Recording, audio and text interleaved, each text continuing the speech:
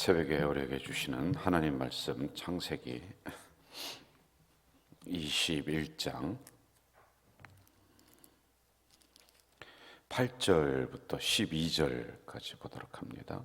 창세기 21장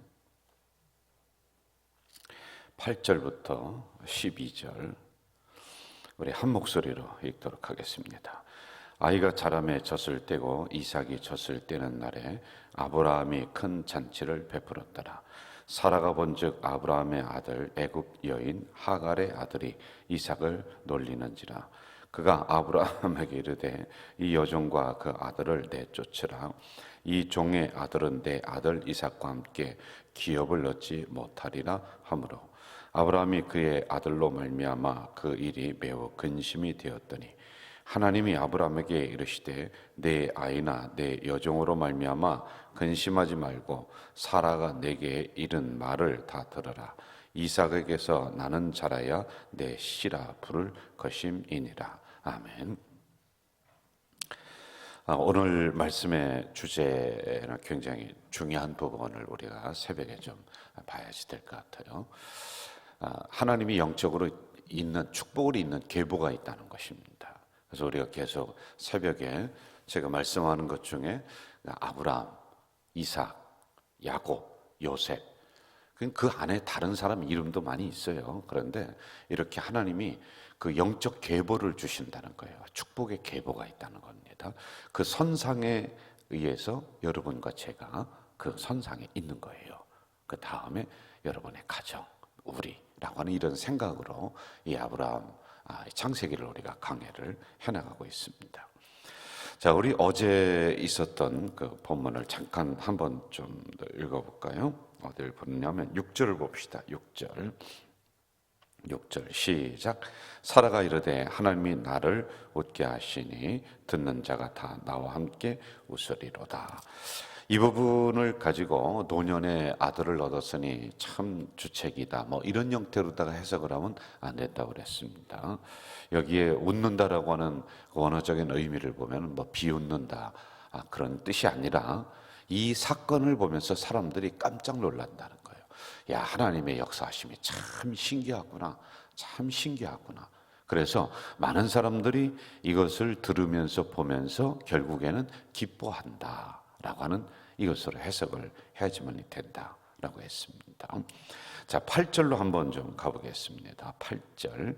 아이가 자라매 젖을 떼고 이삭이 젖을 떼는 날에 아브라함이 큰 잔치를 베풀었다. 우리나라는 옛날에 100일 잔치 했습니다. 요즘 100일 잔치 하나요? 잘 안 하죠. 하긴 뭐 하는 분들이 있습니다만은, 근데 100일의 의미가 뭐냐면 100은 완전수예요. 우리나라의 전통적인 그 무속적 입장에서 볼 때, 그리고 100은 온전수예요. 그리고 100일 잔치라는 것은 이 아이가 온전하게 자라서 그 다음에 온전한 인간으로 자라갈 바탕이 좀 되었다라고 생각을 해서 100일 잔치를 했었던 게 하나가 있어요. 그리고 두 번째는요, 아기가 자꾸 죽어요. 옛날에는요, 어렸을 때 많이 죽습니다. 여기에 계신 분들도 자녀를 잃어버린 어릴 때 그런 경험도 있을 수도 있습니다. 왜냐하면 풍토병이라든지 여러 가지 병에 의해서 이 아이가 죽습니다. 오늘날에는 의학이 발달했지만은, 그런데 100일이 넘으면은 그래도 한시름 놓겠다 이런 생각으로 100일 잔치를 했었던 우리나라에 그런 일이 있었습니다. 자, 지금 8절에 가보면은 아이가 자라매 아브라함이 큰 잔치를 베풀었다. 그런데 언제냐면 젖을 떼는 날에 이렇게 나오고 있습니다. 자, 여러분, 이 부분을 우리가 한 두 가지 정도로 한번 봐야 돼요. 첫째는 이삭이 한 4살 정도, 3살이나 4살 정도 되어서 이제 죽지 않고 잘 살아갈 수 있겠구나, 이렇게 됐을 때 잔치를 배설했다, 이런 상황으로 우리가 좀 봐야지만이 됩니다. 자, 그리고 이것을 우리에게 좀 가지고 온다면은, 여러분과 저는 다 어린아이와 같은 초신자였을 때가 있었습니다. 그렇죠? 우리가 나오면서 예수 믿으면서 금방 어른과 같은 신앙이 되지는 못했어요. 아마 하나님 앞에 올바로 서서 우리가 신앙생활을 제대로 해나간다, 그래도 뭐 제대로 해나간다라고 하면은 10년은 좋게 걸릴 것 같아요. 어느 때는 20년도 걸릴 수가 있어요. 그런데 그 어간은 우리가 어린아이 같은 신앙으로 보는 겁니다. 그래서 처음에 들어온 우리 성도들에게 저희들이 안내를 하고 어린아이처럼 이것저것 배려해주고 또 그분들을 격려해주고 또 먼저 인정해주고 하는 이유도 거기에 있는 거예요. 왜? 어린아이에게 초점이 다 가는 겁니다. 자, 그리고 일정한 시간이 지나면은 우리 교회에서도 잔치를 해줘요. 예를 들어 새신자 환영회라든지 이런 잔치를 합니다. 그리고는 요소요소에 들어가서 봉사를 할 수 있도록 이렇게 해주고 있단 말입니다. 자, 이렇게 육적인 부분으로 봐도 이제 이 땅에 살면서 온전하게 인간의 노릇을 할 수 있겠구나라고 하는 그 시점이 있고, 영적으로 봐도 처음부터 오시면서 이렇게 큰 어른들 같이 큰 신앙 같이 할 수 없다라고 하는 거예요. 이런 젖을 먹고 그다음에 젖을 떼고 그다음에 잔치를 배설하고 하는 이런 단계를 여러분과 저는 거쳤고 또는 거치는 사람들이 있다라고 하는 겁니다. 이스라엘 전통적으로는 2살 내지 3살 때 젖을 뗀다라고 합니다. 그리고 젖을 뗄 때는 큰 대연, 잔치를 베푸는 거예요. 주변에 있는 사람들을 초청해다가 우리나라처럼 비슷하게 배기를 한다든지 돌잔치를 한다든지 이러한 잔치를 해 주었다라고 하는 것입니다. 자, 또 이 구절을 보면서 우리는 누가복음 22장 40절에 보면은 이렇게 나오고 있어요. 아이가 자라며 강하여지고 지혜가 충족하며 하나님의 은혜가 그 위에 있더라. 먼저 육적으로 봐요. 4가지가 이 아이에게 있어야 됩니다. 보편적인 거예요. 성장의 복이 있어야 돼요. 아이는요. 그 성장이 제자리에 머물러 있으면은 부모가 근심이 되는 거예요. 그래서 제때 알맞게 성장해요. 병원을 가면은 몇 킬로냐, 키는 얼마냐, 제대로 컸느냐, 이거 기준치가 있어요. 그래서 성장의 속도를 체크를 하고 있습니다. 그리고 2번째는 성장은 하긴 하되 건강해야 돼요. 건강을 스스로 지킬 수가 없으니까 중간중간에 그 무슨 예방주사를 놓는 거예요. 왜? 건강을 도와주게 하기 위해서. 건강하게 잘 성장해야 된다. 그리고 3번째는 자, 잘 자랐습니다. 건강했습니다. 그럼 누가복음 2장 40절에 그 아기의 특징을 얘기하는 겁니다. 3번째는 지혜가 있어야 돼요. 아이들이 크면서 보니까 일어서기도 하고요. 그리고 말도 이제 조금씩 하는 것 같고요. 그리고 저는 잘 모르겠는데 할머니들이 그렇게 보면서 아이고 이 애기가 참 꾀가 많다. 참 잘 알아듣는다. 이렇게 얘기해요. 이게 이제 지혜가 생기는 거예요. 젖을 먹여주던 아이가 나중에는 이걸 젖통을 붙잡고 지가 먹어요. 자기가 먹더라고요. 이렇게 지혜가 조금씩 생기는 것이다. 그 다음에 4번째, 지혜 위에 하나님의 은혜가 있는 거예요. 이렇게 4가지가 맞아 들어가야지 누가복음 2장에서 말씀하신 아기가 자라며 강하여지고 지혜가 충족하고 하나님의 은혜가 그 위에 있더라라고 하는 이게 맞아 들어가는 거예요. 지금 이삭도 이런 상황 속에 있는 거란 말이에요.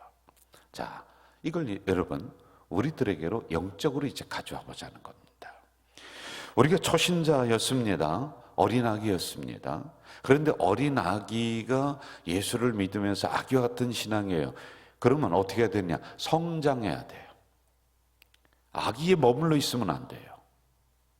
여러분들 30년, 40년 했으면 이제 이만큼 큰 어른인데 신앙은 애기야. 그러면 안 되는 거예요. 아직도 젖을 못 뗐어. 그런 분들이 있다니까요. 아직도 이거 가지고 내 거라고 응애응애 거리면서 이거 가지고 막 욕심 부리고 싸워. 아기가 자라면서 성장하면서 이제 지혜가 있어서 이건 내게 아니구나, 이거는 우리가 같이 함께 노는 것이구나. 그래서 움켜쥐었던 것을 놀 줄 아는 게 이제 아기들이 자라가면서 지혜가 들어오는 거예요. 그런데 여전히 어린아이의 신앙이어서 응애거리고 울고 젖만 달라고 하고, 그리고 아기처럼 무조건 다 내 거라는 말이에요. 무조건 욕심을 부리는, 그건 어린아이 때는 이해가 되는 거예요. 초신자 때는 이해가 되는 거예요. 초신자 때는 자꾸 신방해달라고 하고 뭐하고 요청사항이 많고 충분히 이해를 해요. 그런데 성장을 하면서는 여러분 어떻게 돼요?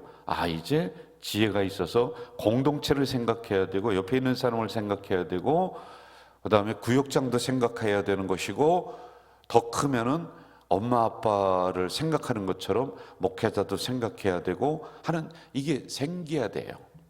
그런데 아직 그렇지 못한 분들은 여러분들이 어린아이의 신앙에서 머물렀다라고 생각하면 돼요. 지금도 하나님의 낯빛을, 하나님의 마음을 생각하지 못한다. 여러분 살펴줘야 되는 거예요. 여러분이 크면은 부모님 살펴드리잖아요. 맞아요, 안 맞아요? 그런데 여전히 지금도 나만 해달래, 나를 위해 달래, 하나님은 나만 쳐다봐 달래. 하나님이 다른 사람도 보여야지 어떻게 여러분만 봅니까? 어떻게 하나님이 여러분에게만 다 역사하시고 그렇게 할 수 없는 거예요. 그런데 이런 신앙에서 머물러 있는 사람들이 있다니까요. 그리고 건강함이 그 위에 있어야 되고, 그 위에 지혜가 있어야 되고, 그리고 하나님의 은혜가 있어야 되는데 우리의 신앙은 그렇지 못할 때가 있다는 부분들입니다. 이걸 우리들에게도 가지고 와야 돼. 그래서 우리는 젖을 뗐는가? 지금 걷고 있는가? 그리고 지금 우리는 건강하게 자라고 있는가? 지혜가 있는가? 지혜 위에 하나님의 은혜가 우리를 이끌어 나가고 있는가? 이것도 우리가 살펴야 될 부분들이다라고 하는 것이죠. 자, 9절로 가봅시다. 9절 같이 읽어볼까요? 9절 시작.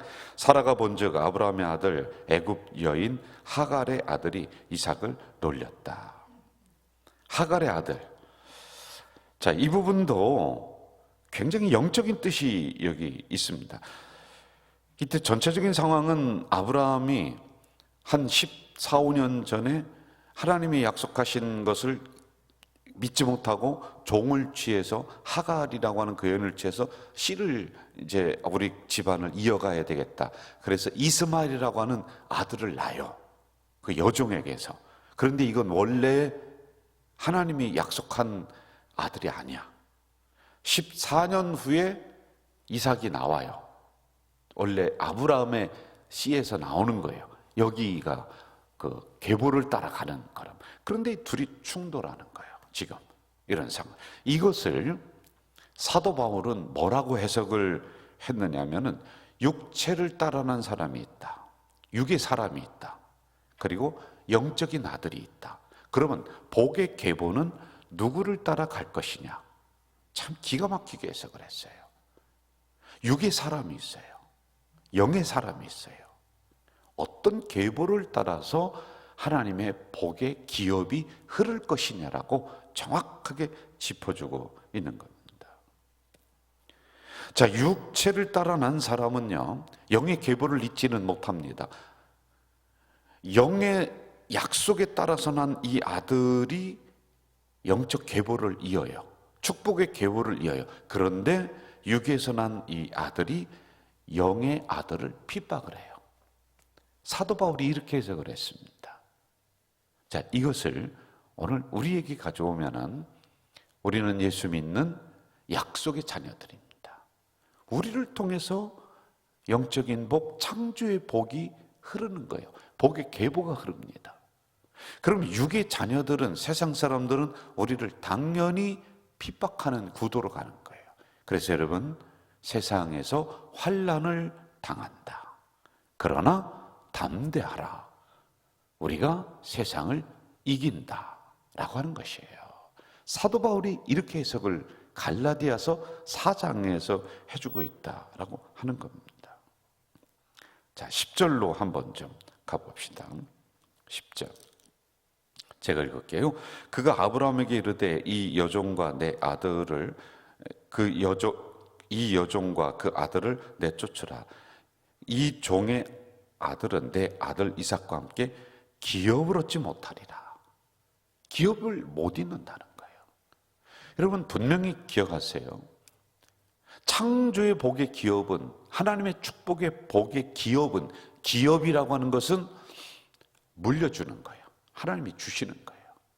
재산은 내가 노력하고 땀 흘려서 만든 거예요. 이 만든 걸 자녀들에게 물려주는 걸 기업이라고 하는 거예요. 기업을 물려받을 사람은 하나만 있으면 돼요. 조건이 뭐냐? 그 집 자식이냐 아니냐, 요거예요. 여러분 남집 자녀에게 여러분 재산 안 물려주잖아요. 내 새끼에게 물려주잖아요. 그럼 우리는 하나님의 약속의 자녀가 되었다는 거예요. 영적인 계보를 잇는 자녀가 되었다는 거예요. 다른 사람에게 물려주지 않는다라고 하는 것입니다. 반드시 하나님의 기업의 우선권은 영적인 아들인 이삭에게로 내려오는 겁니다. 그와 마찬가지로 구원받은 하나님의 자녀에게 창조의 복의 기업이, 은혜의 기업이, 축복의 기업이 여러분들을 향해서 흐른다라고 하는 것으로 우리가 해석하고 봐야 되는 거예요. 11절로 가봐야겠습니다. 11절 같이 한번 읽을까요? 11절 시작. 아브라함이 그의 아들로 말미암아 그 일이 매우 근심이 되었다. 그랬더니 12절에 근심하지 말라. 이삭에게서 나는 자라야 내 씨라 부를 것이냐. 하나님이 확증을 딱 해주고 있습니다. 인간은 근심합니다. 왜요? 그래도 내 씨에서 났는데, 그런데 인간이 볼 때는 이스마엘이나 이삭이나 다 똑같은 내 아들 같아요. 내 입장에서 보면요. 그런데 정확하게 하나님의 입장에서 보면 아니다. 영적인 계보가 흐르고 축복의 계보가 흐를 씨가 따로 있다. 그 계통이 따로 있다는 거예요. 여러분 그 계통에 누가 서 있느냐? 여러분이 서 있는 겁니다. 저는 이것이 이 새벽에 분명하게 여러분들에게 다가오시기를 주의 이름으로 축원합니다. 주의 이름으로 축원합니다. 나는 복받을 계보에 서 있는 하나님의 자녀다.